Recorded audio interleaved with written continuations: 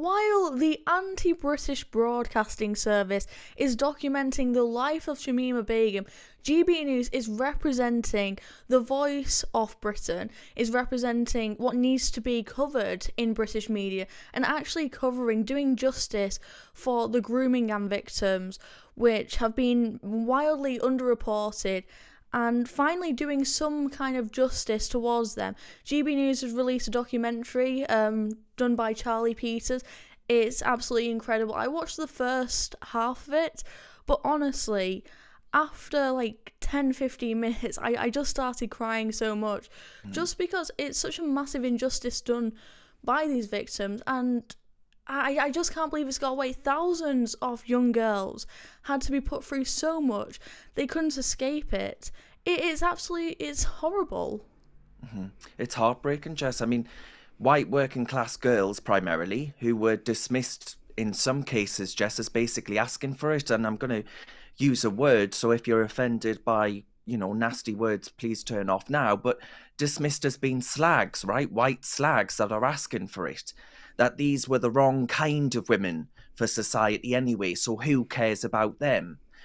And that they were groomed, gang raped, trafficked, drugged, given alcohol before the age of 16 by primarily Pakistani Muslim gangs in Britain, and those that were there purportedly to protect them were actually found wanting. And it makes me so mad. I have the same reaction to you. It actually makes me want to burst out crying. It's just, I cannot even imagine, and nor would I want to really, the trauma that must be with these girls because of their race, right? Because they were viewed as lower class because of their race. Had this been a story, Jess, about young girls, young black girls or young Muslim girls being trafficked in Britain by white men, I don't think it would have got as far as it did, but I certainly think the coverage would have been 10 times bigger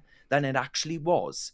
But these were young girls, their lives, their bodies, their futures, sacrificed, Jess, on the altar of diversity and inclusion woke dogma. And I say, this cannot happen again. But what I say is that those responsible, those who allowed this to happen, the politicians that don't care about it, those that said actually it's more important that we don't, report on ethnicity and all the rest of it, I want to see those people held to account, because these girls have lost their lives. They might still be alive, right? They might still well be functioning as far as their health and bodies are concerned, but their minds, right? The trauma that they've experienced will be a scar that isn't visible to the naked eye, but's visible to the rest of their lives, visible to their life opportunities. And honestly, I won't, swear or anything like that, but I think what happened to those girls is absolutely reprehensible, and the people that, one, perpetrated it, but two, allowed it to happen, have never been brought to justice. So I say thank God to Charlie Peters and to GB News for actually putting forward a documentary that isn't scared to actually tell the truth, because, by God, what happened to them cannot ever be allowed to happen again. I mean, I think it's the biggest shame of this country. And I think this is a consequence of political correctness. When this doesn't fit into this narrative, when you teach kids that whiteness is bad, when the authorities are being told that, this doesn't go in the narrative, they might be accused of racism. This is the reality of what happened. Yes, I agree. And it's incredible how fast the authorities move against those praying outside of abortion centres, Jess, which you've covered on this channel, or trying to move the green extremists from our roads. The police will clobber you then. Or if you say something mean on Twitter, the cops will be out then. But if you are raped systemically, if you are trafficked, if you are a white girl who has been ploughed with alcohol and drugs, and told that if you say something out of line or tell someone about it, that they'll hurt your siblings. That's one example. And throughout this documentary, Jess, we were told that the human rights of the perpetrators were more important than the rights of the young girls who were violated. Or, those that actually said we need to do something about this was told that they'd be sent on diversity and inclusion courses to change their thinking. Millions of quid in legal aid being spent on defending those who have actually perpetrated these crimes, who've molested these girls, raped these girls.